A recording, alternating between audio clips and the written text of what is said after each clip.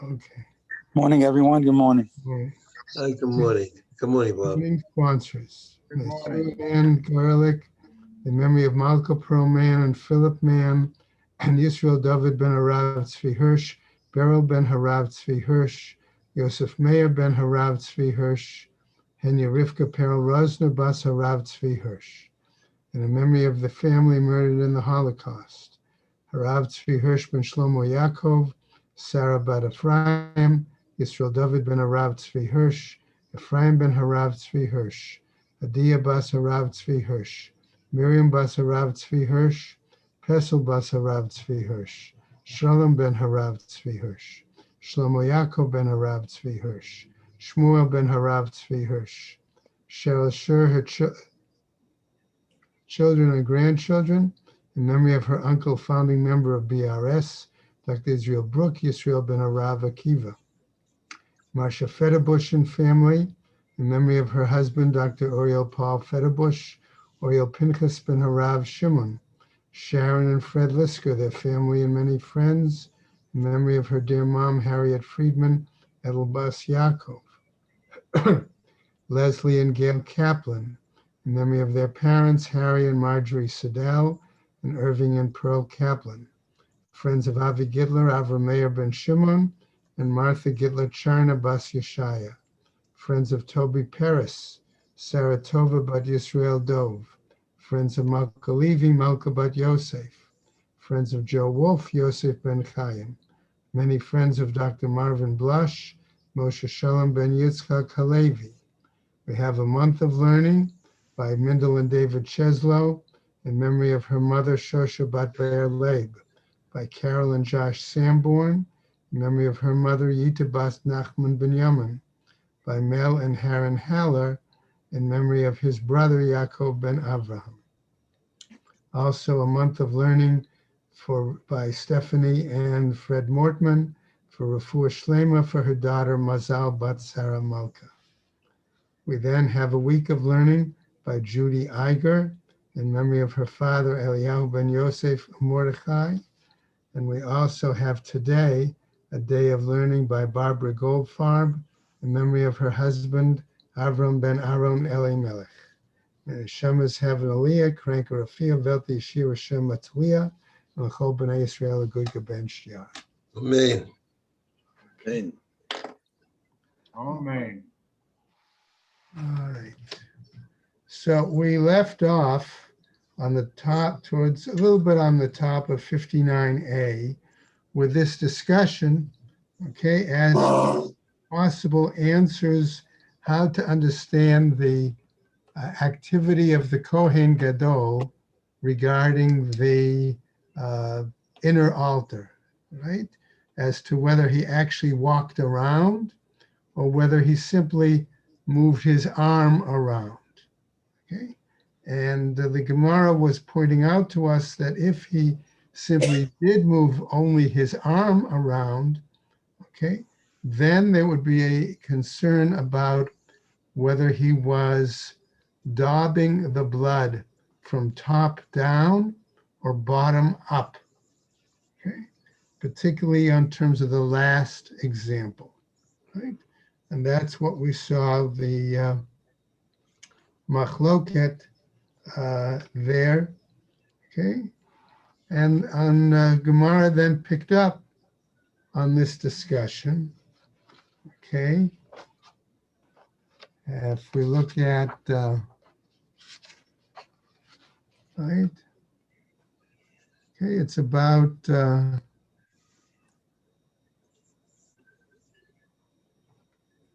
right, 4 or 5 lines down on the Amud. Okay. So Gemara picks up. V'savar Rabbi Yossi Aglili hakapa biad. Did Rabbi Yossi Aglili really hold to the opinion that the Kohen Gadol did the circling by hand? V'hami dikatani seifa. But what about the fact that the way it was taught at the end?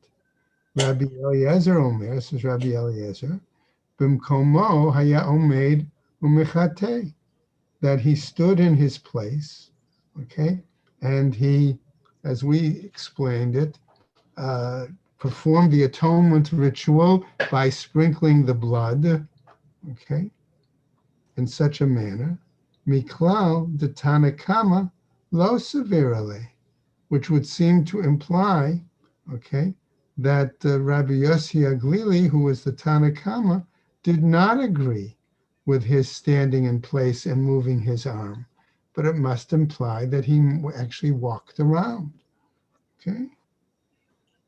Ela michavarta kiddeshaninan miikara, says the Gemara, but rather it must be clear the way we taught it at the outset, mar savar hakafa biyad, umar savar hakafa baregel, that one, namely Rabbi Akiva, was the one who said that he went around using his hand, and Rabbi Yossi Aglili was that he actually walked around. Okay?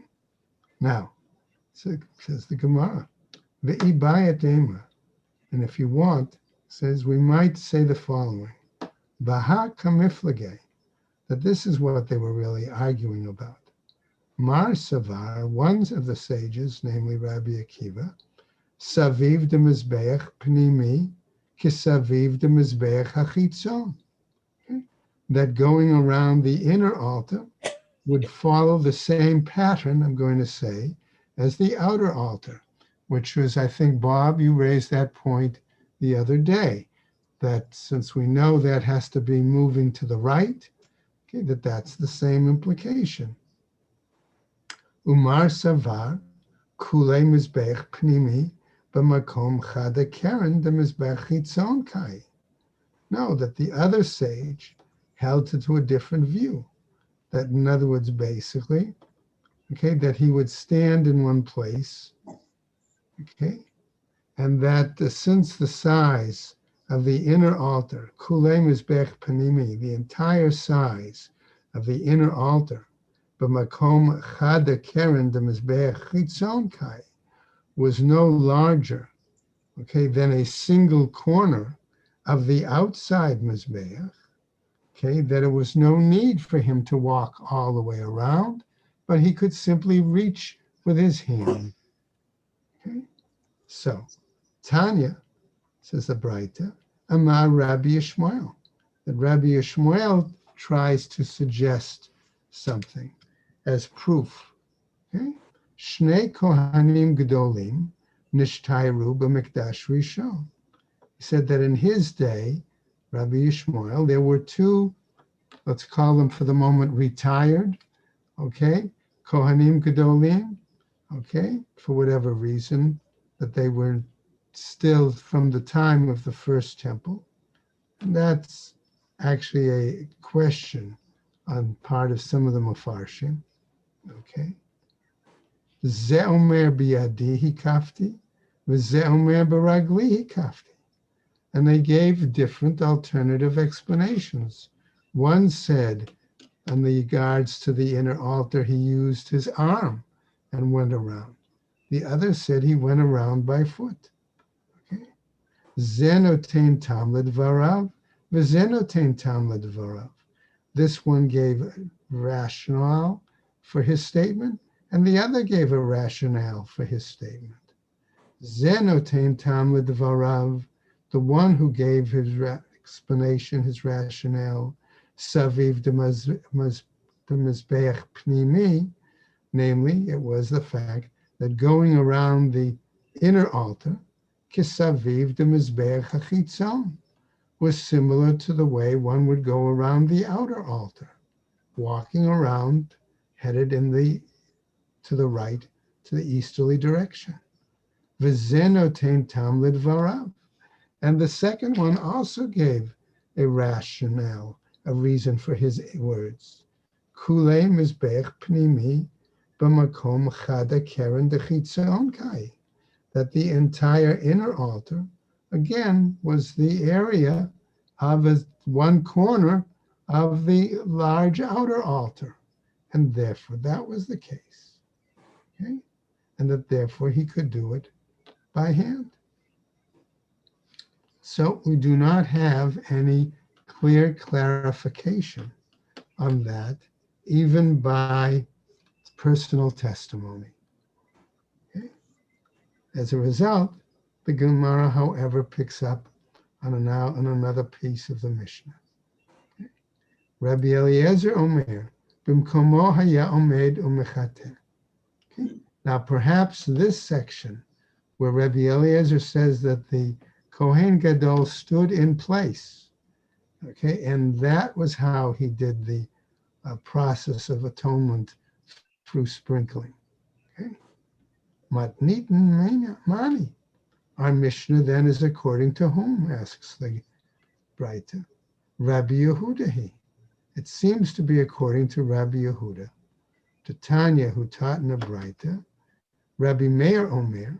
Rabbi Meir it was who said in the name of Rabbi Eliezer Omer, Bimkomo Omed Umechateh, Va'al Kulan Haya Noten Mima'ala Lamata. That Rabbi Shmuel is saying, Rabbi Yehuda is saying that according to Rabbi Meir, Rabbi Eliezer said that the Kohen Gadol stood in place, and that when he moved his arm around, he would always daub the corners of the inner altar, beginning on the top and then going down. Chutz me'ota sheba'al kason, with the exception of that corner that was diagonally opposite him, shenotein mimata lamala, that one he would do from below to up above, right? And why would he do that?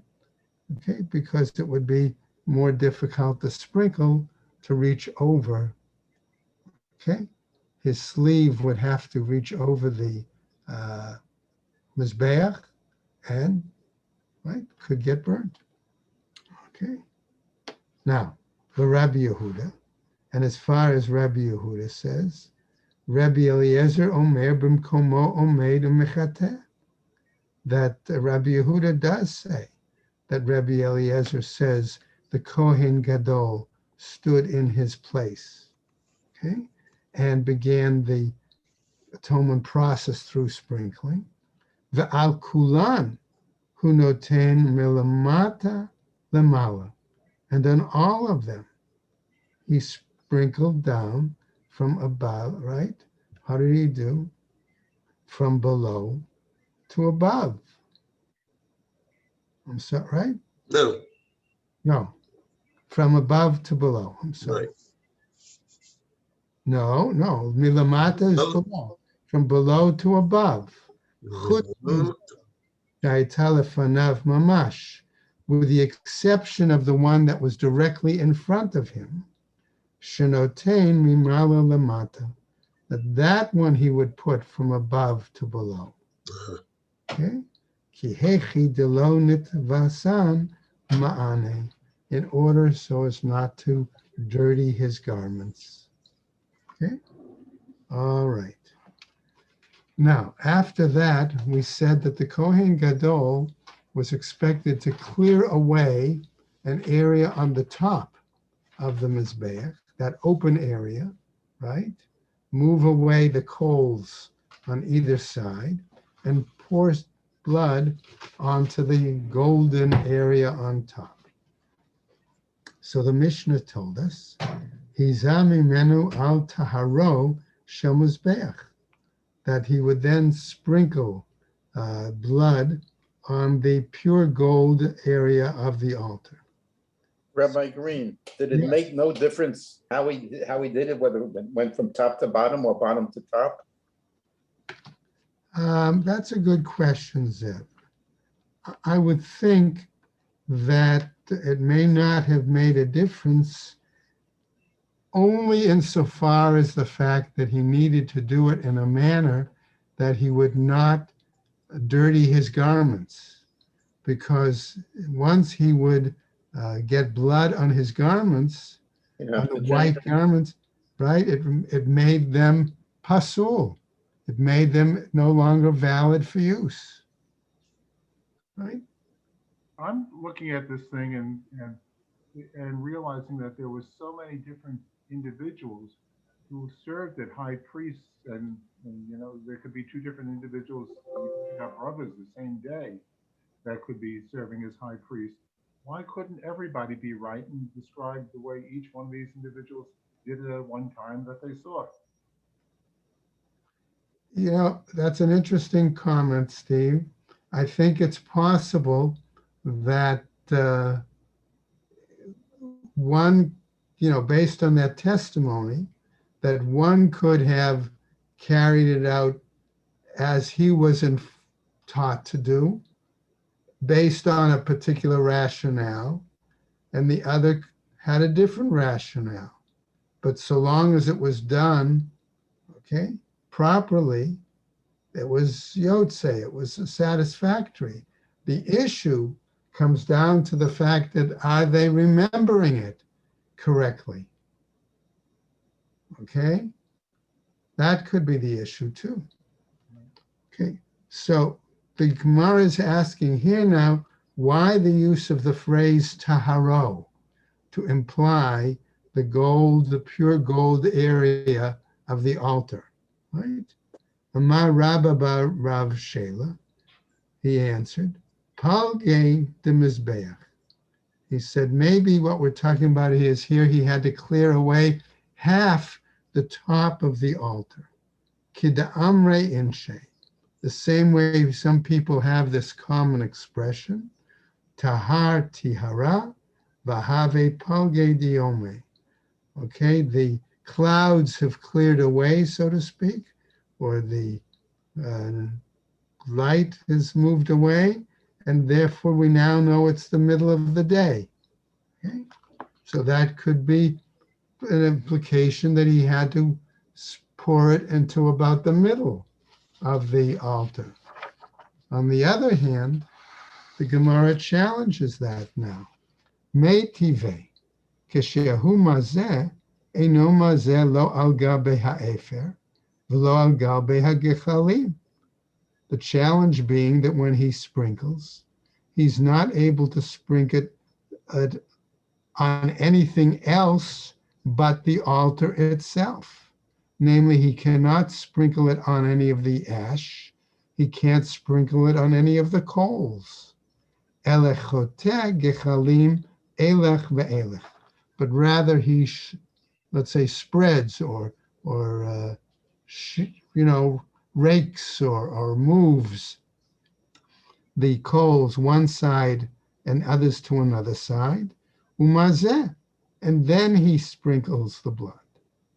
Ela amar Rabba bar Rav Shela, okay, al geluya de mizbeach.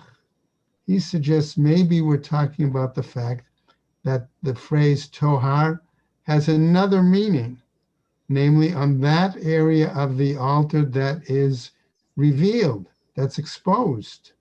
Kedichtiv uke'etzim hashamayim letohar, as we find in another pasuk in Shmot that says that clearly, like the heavens for clearness. In other words, the cleared area. So he has to clear away the remaining coals and ash and just sprinkle that blood, particularly on the altar itself. All right. No piece from our Mishnah.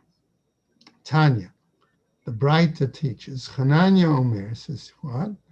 But Sad Siphoni hu notain, that he does so, he puts the 7 sprinkles for the altar itself on the northern side.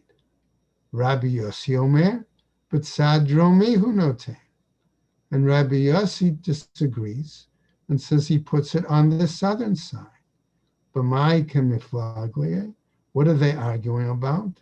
Mar savar pitcha b'darom kai. One master was of the opinion, right, that the entrance was on the south. Umar savar pitcha b'tzafon kai. And the other one argued that it was on the north. Right? So remember we said they saw that was an issue as to where the Kohen Gadol, when he approached the Kodesh Kadoshim, whether the opening in the curtain was on the north side or on the south side. Okay? Now, the Gemara picks up and points out the following.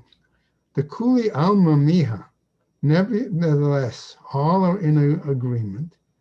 Heiche de Gamran Matanot de Kranot, Hatam, that when he completes the application of the blood on the corners, right, he has to next sprinkle the blood on the Mizbeach itself.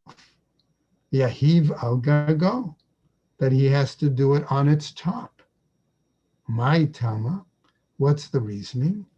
Amar Kra, because the pasuk says, V'tiharo v'kidsho, namely, Makom shekidsho sham tiharo, implying that to fulfill the words of the pasuk, that place where the sanctification occurs, that's also the place that the, if you want to call it purification, the sprinkling must occur, okay, in the same location. Okay. Now, going on, again the Mishnah said, Shiarei Hadam Hayashofech al Yesod Ma'aravi Shel Mizbeach HaChitzon, that the remainder of the blood was then poured out on the base of, on the western side of the outer altar. The Amar Kra, as a pasuk says, Ve'et kol dam hapar yishpoch, that will pour out all the blood of the bull. V'chin nafek, and when he comes out, Vahu paga b'reisha, it's that area, that corner, so to speak, that he comes to first when he leaves the entire Beis HaMikdash.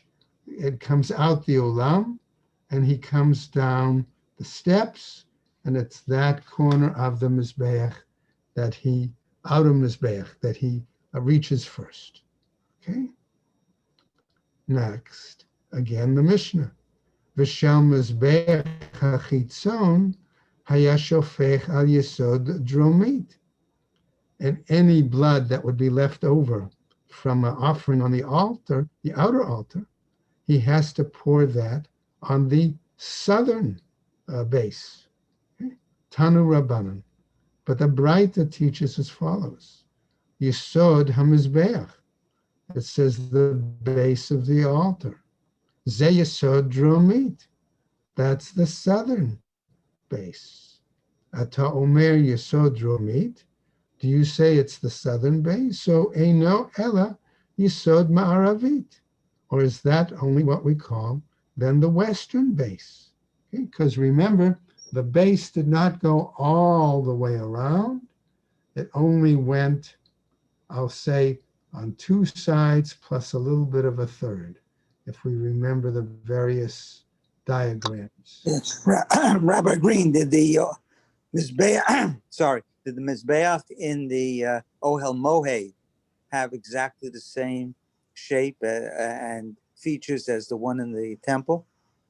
Good question, Bob. I would have to do some research. Okay. Okay. Because they did at one time talk about earlier, we talked about the bloods mixing in the canal underneath, but obviously there was no canal in the midbar. Right, right. So there must have been a different drainage system. So I'm just wondering about where they poured the blood in. It could very well be that without a drainage system, okay, that they sprinkled it not on the kaporet itself, but on the ground in front of the kaporet. And the blood would have been absorbed into the ground. Into the sand, yeah, okay. Into the sand. Thank you. Okay. All right, now, what happens?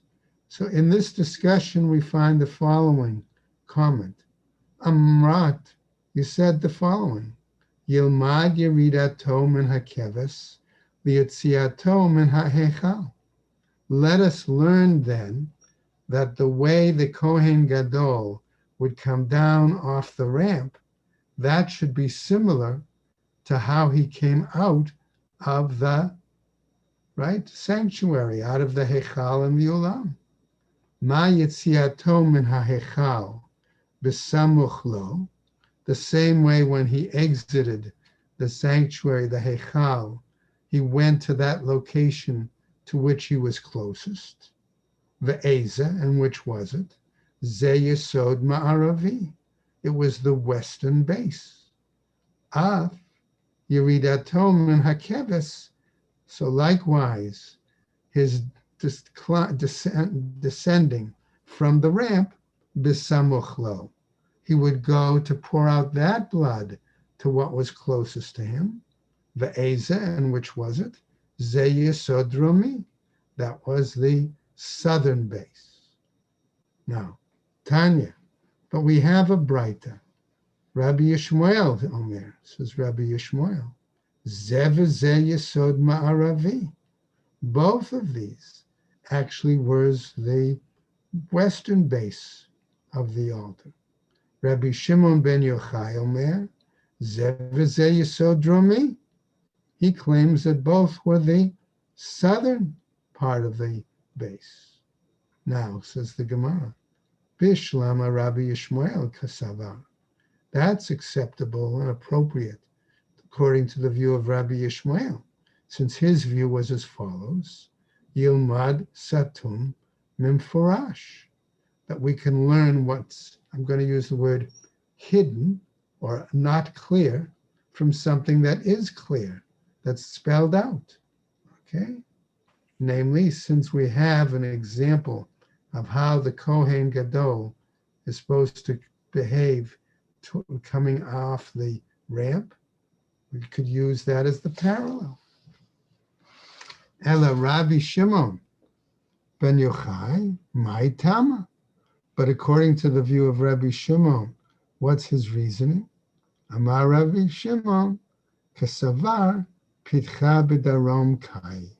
His view, okay, Rav Ashi says Rabbi Shimon Bar Yochai's explanation could be that because of the location of the outer altar was not, so to speak, in the middle of the Azara, but more towards the southern end of the Azara, and therefore that could be the fact that he could argue that he would pour it on the southern base of the outer altar.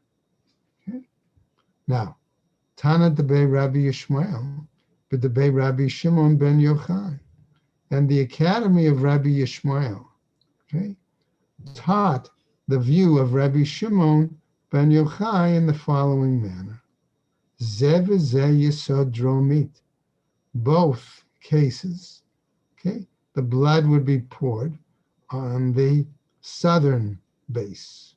V'simanech, and your mnemonic device, the way you would remember it is Mishachuha Gavre Legavra, that you have two that pulled one.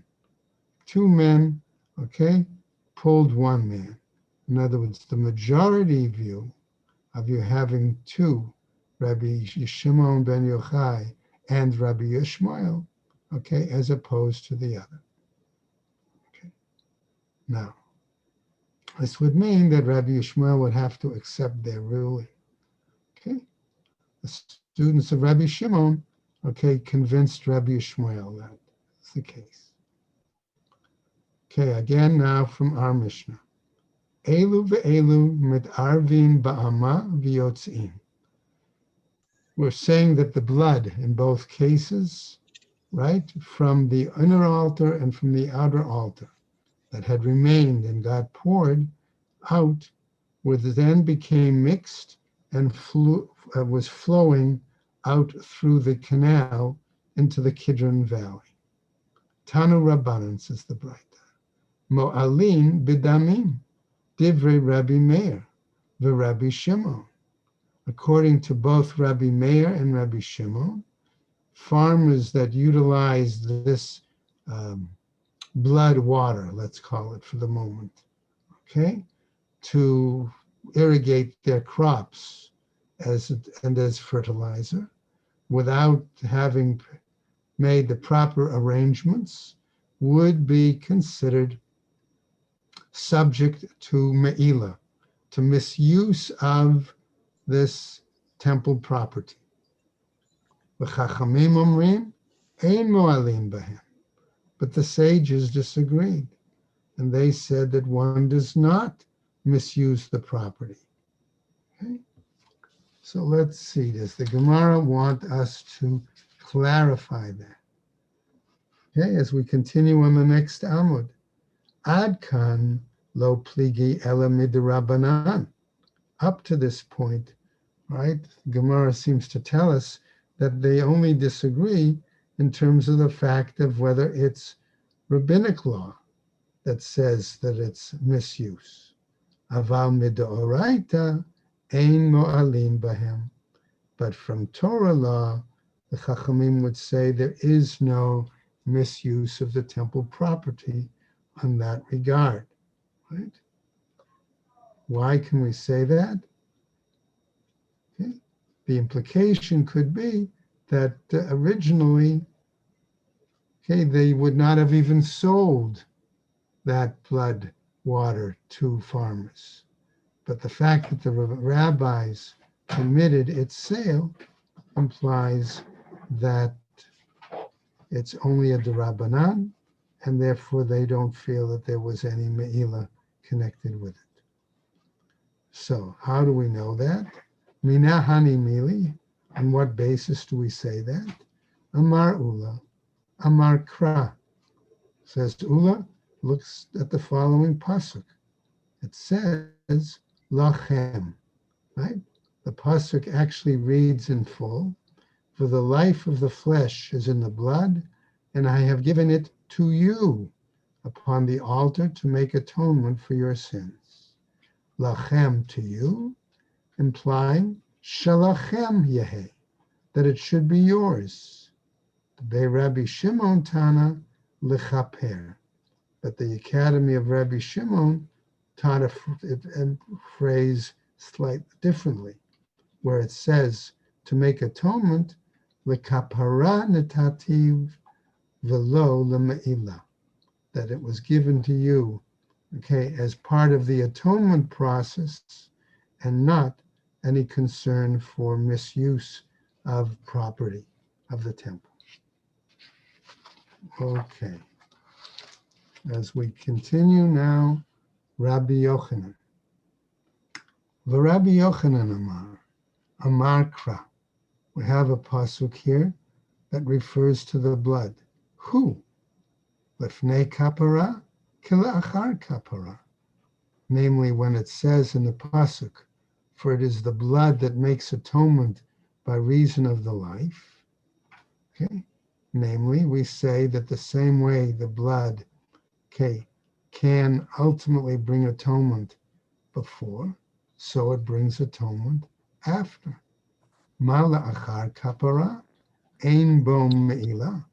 The same way, after atonement, there is no misuse. Aflefnei kapara, ein bo meila.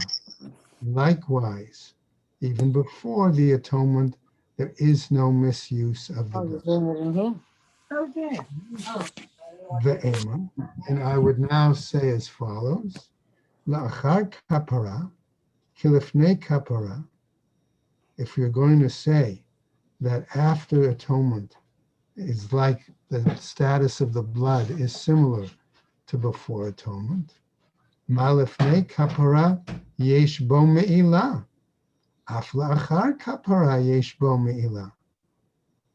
But if that's the case, I can reverse the thinking and say the same way any misuse of that blood before atonement, okay, is clearly subject to meila.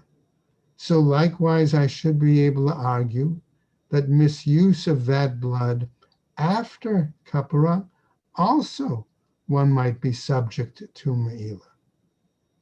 Gemara answers, Ein lecha davar shene'aset mitzvato u'mo'alin bo. You do not have an object or any act, okay, where a mitzvah is done with it, And in doing so, you result in me'ila, in misuse of temple property. Gemara challenges that. Velo, no. V'harei trumat hadeshen. What about the example of the leftover ash from the outer altar that gets cleaned off, and then is, let's say, discarded outside either the temple, outside the environs of the Beis Hamikdash, in other words, outside the walls there, or minimally it gets, let's say, dumped in a pile at the foot of the inner altar. Okay, what about that? It's very clear that there's prohibition from using, excuse me, that ash, right? So we're going to just continue a little bit, right? Mishum dahave trumat hadeshen ubigdei kahuna shnei ktuvim habaim ke'echad. The Gemara's answer is, but the example of the ash is not the only example. We have an example also of the clothes of the Kohen Gadol that he wore in Yom Kippur. And those two prohibitions really are derived from the same halacha. And when we say, when we have two psukim that give us the same halacha, you can't derive anything further from it. V'chol shnei ktuvim haba'im ke'echad ein melamdin. Okay, the two verses come as one, and you cannot teach any further information from that. Okay? So at this point, right, the Gemara wants to say, Ha-nechel Rabbanan. Okay, fine. It may be appropriate according to the view of the rabbis, right, who say that there's no me'ila with that blood water. The amrei v'hinicham sham. But the reason those items are prohibited is because the pasuk specifically spells it out by saying that you must, right, leave them there.